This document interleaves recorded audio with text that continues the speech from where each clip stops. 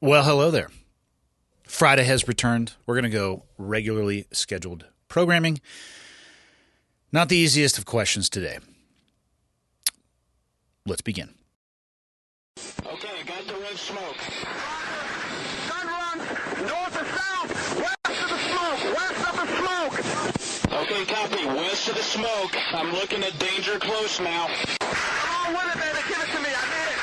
You're cleared hot. Copy, cleared hot. All right, like I said, not the easiest of questions for today's Friday episode. And, most of the time I have found that the best way to tackle difficult things is just to dive in. So let us begin. Email number 1. First off, thank you for what you do. I'm in a pretty dark place now and have been betrayed by my wife. Hearing your podcast, especially the episodes about your divorce experience, has helped me see the light at the end of the tunnel. I will try to keep this as short as possible. I am an Army combat vet who was in an Army Scout Sniper Reconnaissance unit. I left the military and was diagnosed with PTSD and some other stuff, of course. My marriage has never really been quite right, and I knew my wife wasn't truly in love with me. After seeing a few therapists to help me, it was quickly determined she is a hardcore narcissist. Her manipulations drove me back into depression and started some suicidal tendencies. I started speaking with a VA therapist for over a year every week. My wife never even asked me what was going on, and in parentheses, didn't care. My wife decided to use my PTSD and job against me to falsely report me to the Department of Human Services, DHS.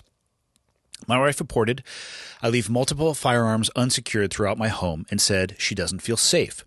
The police have never been contacted by anyone in my home, and no one here has even been in trouble. She did this twice to help her false case of painting a picture that I am an unfit father and served me with papers asking for sole custody, temporary and permanent child support, and alimony. She served me with papers on the birthday of my recently passed police canine, less than 2 weeks later. I have always been a great husband and father. I don't drink, go out, do drugs, and just my work and try to be the best, try my best to be a good father and husband. My wife absolutely surprised me the second time she called DHS and is now spreading rumors that I had an affair. As a result, her family doesn't talk to me, and some friends that we had are in the same boat. My wife is currently alienating my child and is coaching him to be negative with me and has drastically changed my relationship with my son. I've never been this stressed out in my life. I have one child with my wife, and my wife is college educated and has her own interior design business and makes a decent living. I'm just looking for words of encouragement and anything that you think might help me out. I live far away from my family and live here now alone. My divorce trial is set for 2 years from now, and I currently live downstairs and had to change the locks on my door as she is still trying to frame me. How can I look past the rumors and try to be positive and keep moving forward? Oh, words of encouragement, positive, keep moving forward. I wish I had those things. The reason I picked this email is that there are about a half a dozen in my inbox right now that are very similar in theme. Maybe not the specifics, but similar in theme. And whether or not people want to believe this or whether or not people want to hear this, I don't really care. The reality is that this process, the divorce process, and this type of reporting can absolutely be weaponized, and it is easier to weaponize it against the father than it is to weaponize it against the mother. That is the reality of the system. People who go into a divorce thinking that it's going to be equitable, a 50-50 scalpel cut down the middle of everything from assets to time with your kids. I have my total number of experiences is 1, and I'm going to keep it like that for the remainder of my life. In my own experience and in everybody that I have talked to that has gone through this process, it was not 50-50. They oftentimes described it as unfair. They have oftentimes described it as lopsided. And I'm not in a place where I can argue against that. The system is what it is. It does some things well. And then in situations like this, it allows for one side to get out in front of the narrative and process and really pressure and leverage people into a place that I consider to be completely unfair. The words of encouragement. I mean, here is the best words of encouragement that I can give you. The one thing that you have on your side is time. And that's not going to help you feel any better in the moment because it's going to take time for that time to have the impact that you want it to. Your wife alienating your child and coaching him to be negative with you is in the end going to be one of the worst things that your future ex-wife ever does for her. I totally understand how in a relationship, man and woman, or whatever fucking structure your relationship is, there's two sides. There's an equal sign in between. I understand how people get to a place where they no longer want to be part of that equation, and they either fall out of love or never were in love or whatever it may be. They arrive at a place where they want nothing to do with the other person, and they can get resentful. They can get revengeful. They can become very manipulative. And what they want to do is win. They get to a place where you want to win, and you want to hurt the other person, the person on the other side of that equation that, assuming there was a reason you decided to get married in the first place, but I get it. Things change, feelings change, situations change, and you want to punish this person. If you get to a place where that's how you feel, my advice would be don't do it. But in addition to that, it would be that if you use your kid or children to do that, you are a ferocious piece of shit. Because the children have nothing to do with you falling out of love or getting to a place where you're going to move apart. Why would you use them as a lever or a chess piece against your significant other? If there is a risk to physical injury to the child, obviously take steps to protect your children. But this is something that you just don't like your partner anymore. You need to deal with that and not involve your kids. Because what do kids need? The most positive environment possible. I think anybody could agree upon that. And a lot of people would say that's the nuclear family. Statistics would show us that the nuclear family is not working out about 50% of the time. So let's say if you have the nuclear family, facilitating, empowering, enriching environment, spectacular. Let's say that shatters. Does that mean that your children don't need that same environment? No, it doesn't change anything about it.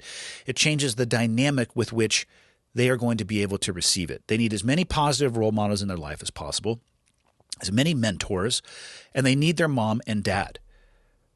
What kind of person tries to use their children as a weapon against their mother or father to serve their own end of wanting to be right and wanting to win and wanting to punish somebody else? Like I said, I already gave you my opinion on what type of person that is, but don't do it.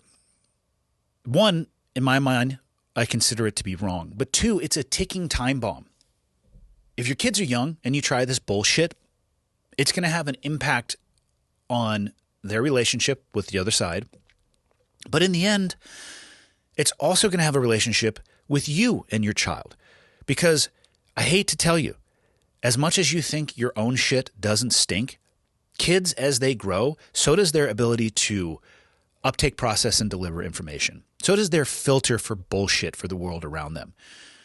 Do you want to be the type of person that as your children age, they turn that lens back towards you and come to the conclusion that you were actually the problem, that you were not telling them the truth, that you were trying to weaponize them and their relationship with the other side of that parenting equation? I don't think you do, because what's going to happen at the end of the day is that they'll arrive at that same conclusion, that you're a ferocious piece of shit. And arriving there is optional. You don't have to take this path. So when I say you have time for the person who wrote this, You have time to show your son who you are. And take the behaviors that your future ex-wife is exhibiting as an example of exactly what you don't want to do or be. This is going to suck for you. I don't have any way to encourage you around that statement because she is in a place right now where I bet she has more time and more influence on your child. And I don't know if there's anything that you can do about that. I don't know what state that you were in. I don't know if you could, from a legal perspective, petition in any way, shape, or form. But you do have the ability to be the best version of who you can possibly be for your child. You know, being served with, let me see if I can find it, served you with papers on your birthday, sole custody, temporary and permanent child support, and alimony. Okay, you can be served with these things, and you might even find yourself in a place where they are temporary, at least in my experience, and that is from my own situation and in talking with others. You will have the opportunity to argue against these things or present your case. It is not that I understand the headspace of being, metaphorically or literally handed an envelope full of documents that are describing these things, and you are now on the receiving end of an ambush, so you have to fight your way out of it. I understand where you're coming from. You're going to get your day in court. And, I would almost say, if you can, I would avoid going to court if possible, just because your court date is 2 years from now and the situation that you have described sounds horrendous. I would maybe potentially try to mediate this as possible or find a way to short circuit that 2-year waiting time period. People often think that if you give things more time that they're always going to get better. It hasn't been my experience in life, and I don't know why people assume that that's going to be the end state. Like, if we just give it more time, it'll trend up and eventually hockey stick towards good. No, I've seen it go the other direction as well too. You are living your life. You're living in this situation. If you look at the next 2 years and you had to hypothesize as to it's going to get better or worse, then potentially take action upon those things. You are going to have an opportunity to advocate for yourself. So please keep that in your back pocket. And as overwhelmed as you may feel right now, or as underwater as you may feel right now, you will have your chance. My first piece of advice to you is go find a good lawyer. Find somebody who you can connect with, who understands you, and is in this to help you and your child. And I would also say, if possible, it sounds like you were living downstairs in the same environment or house that your wife is still in, but you had to change the locks.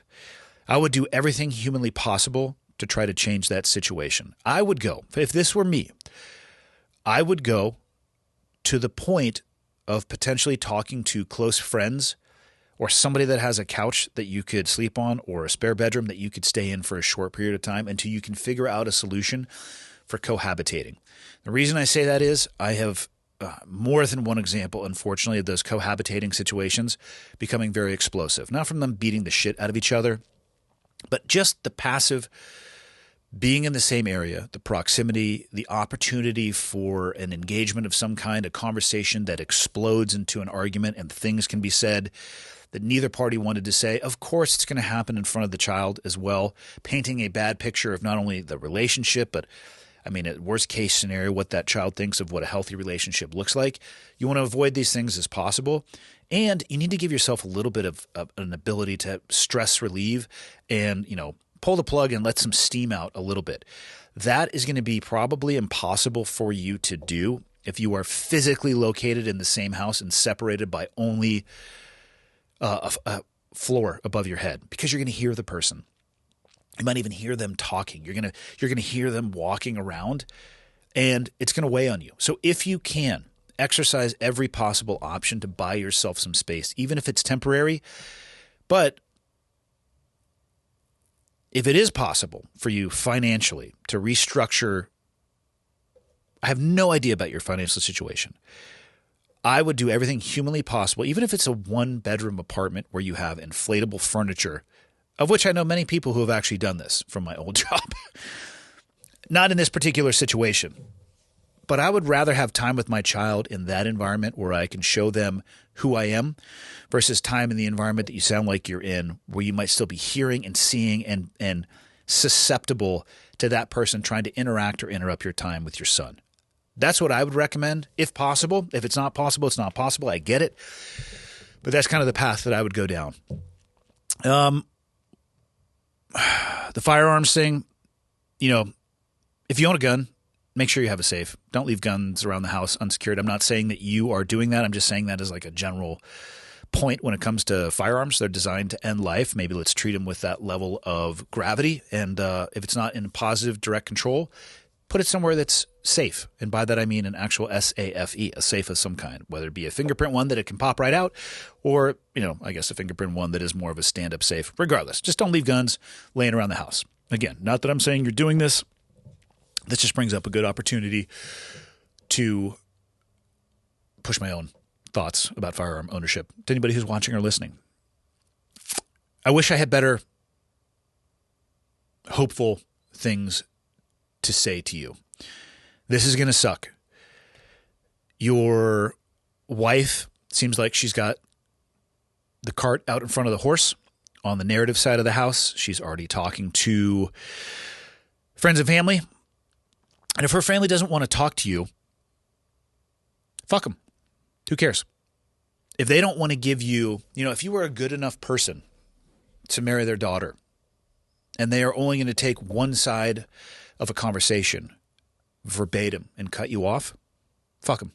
Because that's not the way it should be. Every conversation, every argument, every situation is going to have at least two sides to the story. I look at this as, my own son or daughter being married and they came to me with issues like this. I absolutely would want to hear the other side of the story. How else can you make an educated decision? If they're not willing to do that and they just have blind allegiance and faith to their daughter, which doesn't surprise me, just be aware that not everybody tells the truth all of the time, then you're going to have to deal with those consequences. The friends that don't want to talk to you, fuck them. Put them in the same bucket. They should, if somebody's your friend, they should at least be willing to have an potentially uncomfortable conversation with you.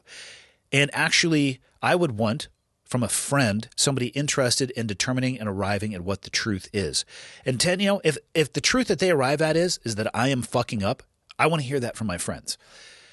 Friends are the ones who will stand with you in the rain, even if there's an opportunity for them to move to the side and be dry. These people who are moving to the side, just looking to be dry, maybe they don't want to be involved at all. Like I already said, fuck them.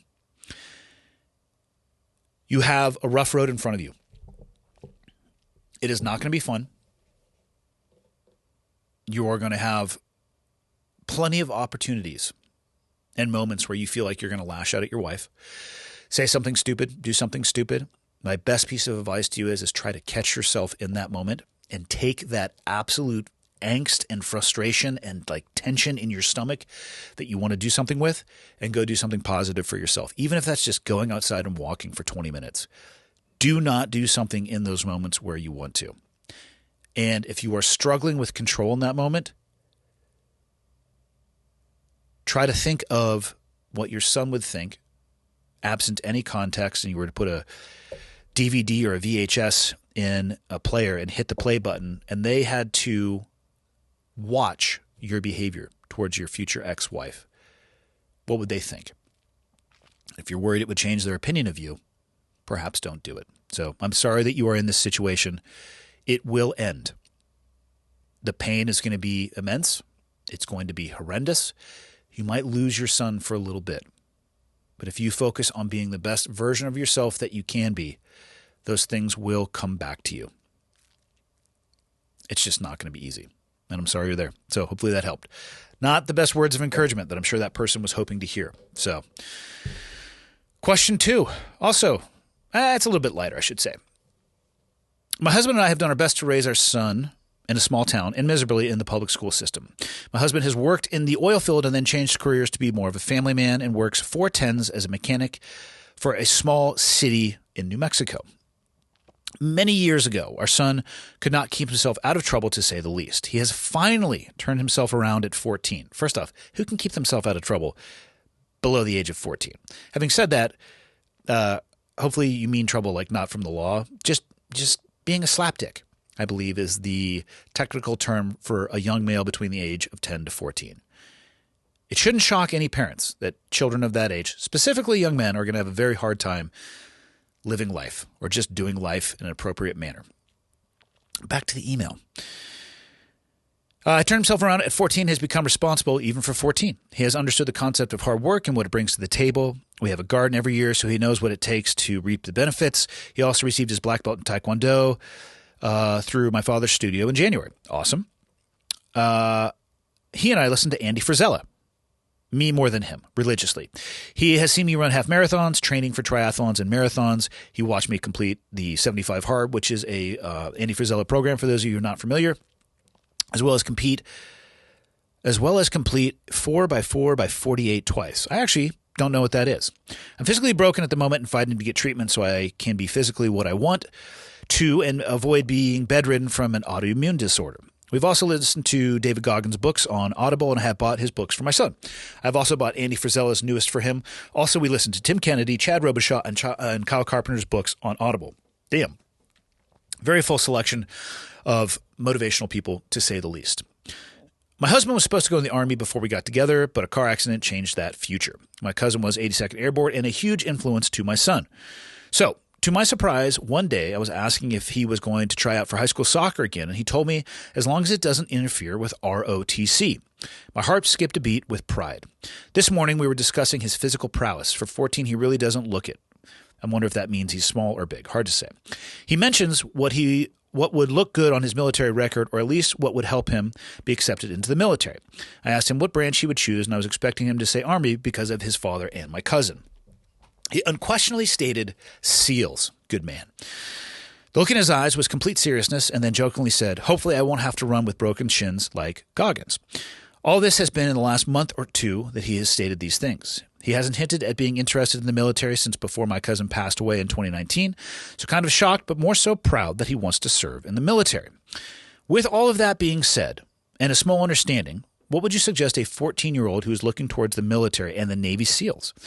How should he start training now, other than running, repetitive weightlifting, and swimming, to be ready to get through SEAL training? Any advice for me as a parent on how to handle my son going to the military with the way the world is now? I am so proud of him, but I also fear what this could bring. I know conflict will always be there and a concern. I just want to know how to support him and his choice for something like this. Thank you for taking the time to read my novel. I enjoy listening to your podcast, especially Change Agents. I hope you have a wonderful day. Man, cool email. And like I said, I was thinking like these are heavy topics. This one's far less heavy. What's the best way to support a 14-year-old, regardless of what it is that they want to do? I have actually come to the conclusion that one of the biggest mistakes we make when it comes to our kids is asking them at a super young age, what do you want to be when you grow up? And it is not something that I ever asked my own children because I don't think they have the capacity to really answer. Firefighter, police officer, astronaut, fill in the blank. There's some very common things that people will say.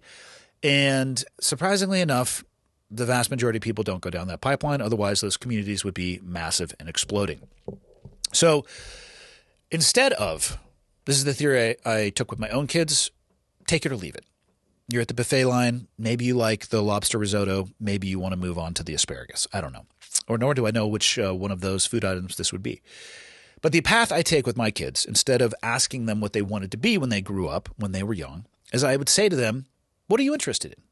What is it that you're curious about? And then I would do the best that I could to support them in that. And all three of my kids are on very different journeys. I would say one out of the three has a little bit more of a concrete idea of what they want to do with their life in a broad brush perspective. Definitely not something super precise. And I am totally okay with that because I'm 46 right now and I still don't know what I want to do with my life. I am still at a place where opportunities present themselves to me often and I really look at them and I try to dissect them and determine whether or not it is something that I would truly want to do. And I don't try to put any boundaries on what I think is right or wrong. I view it from the lens of, am I actually interested? Could it be enriching? Would it be fulfilling? And then the last thing that I look at, if at all, would it allow me from an economic or monetary perspective to live a life where I get to choose what I want to do with my time? That is my definition of wealth. It's not an amount of money in a bank account.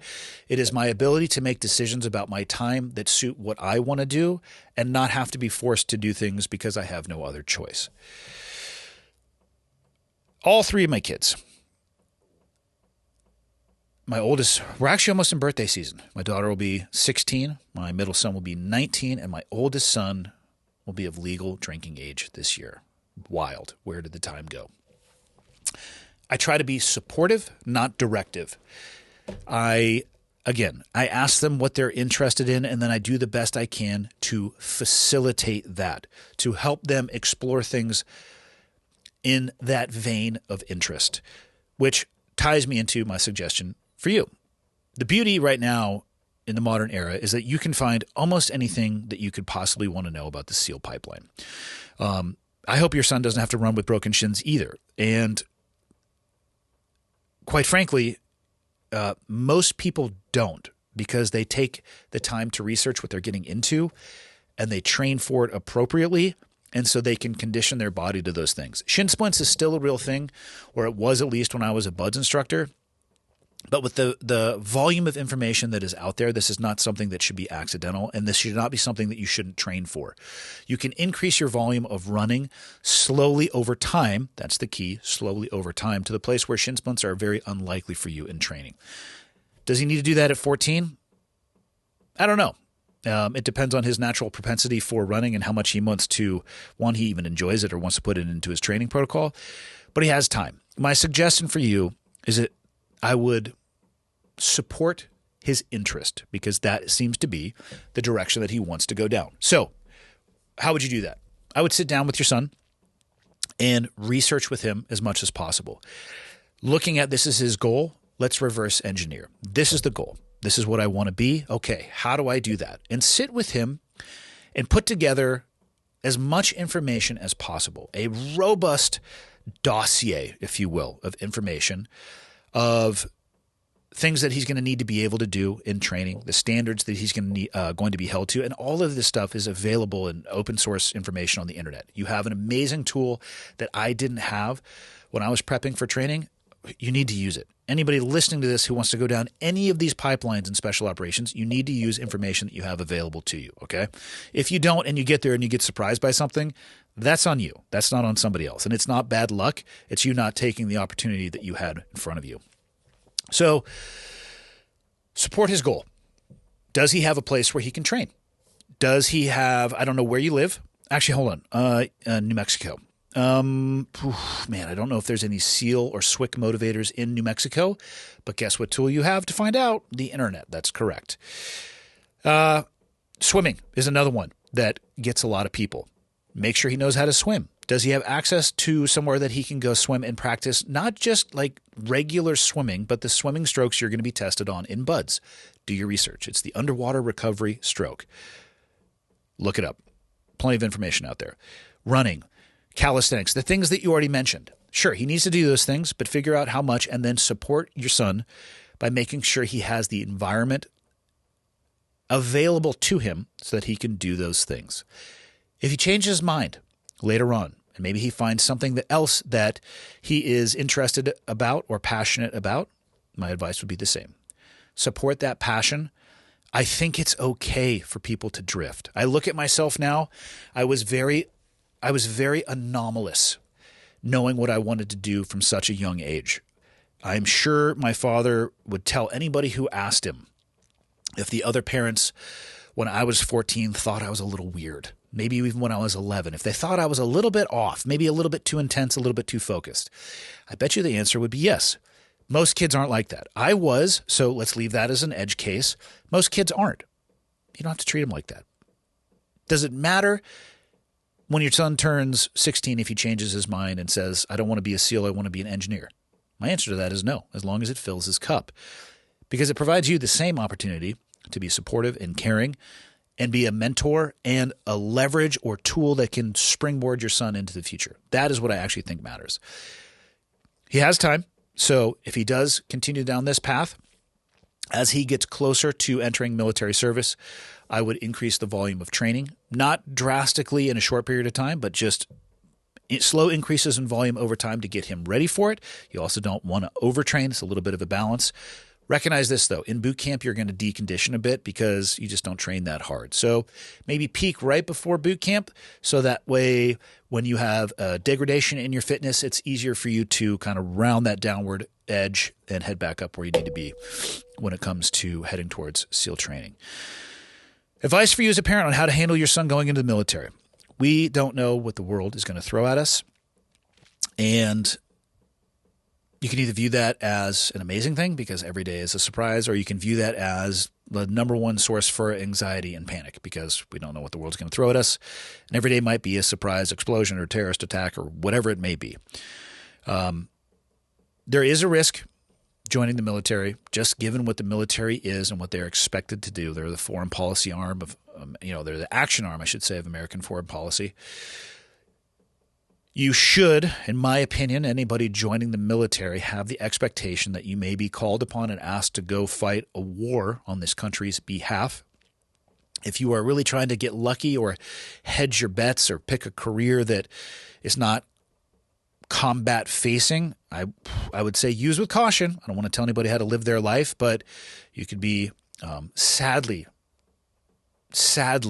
shocked or surprised later on in your career, depending on what the world is expecting of you. But there are also, from a parent's perspective, there are so many things that people can get from military service, whether it is vocational training, educational training. Shit, maybe they make it into a career. And then we're talking about healthcare, a pension. Although it is very small, I do believe that military retirement should be reframed as the money you get paid to find your next job. But if you go in at 18, you're going to be 38 when you get out. If you do 20, you still got a lot of sand on the top of the hourglass, and you should go find something else to do. But that's a nice buffer to have in your back pocket. Huge opportunities in the military. You can see portions of the United States, see portions of the world that they would never have access to on the government's dime. So the fear thing can be real. At the same time, realize from a statistical perspective, your son's likelihood of losing his life in military service is extremely low. And I know that that doesn't remove any of the burden or suffering or sadness from people who have lost their life or lost a loved one in military service. Those are horrible, horrible things, but what we have in this country comes at a cost, and sometimes very small minorities end up paying that cost or paying the price for that cost. And that just is the way that it is. It's not that it's not a real threat, but statistically, the odds are in your favor. It doesn't mean that they should be ignored, but the odds are, in fact, in your favor. To close it up, be supportive. Wrap your arms around the idea. Help him educate himself, empower him to make sure he has the tools necessary.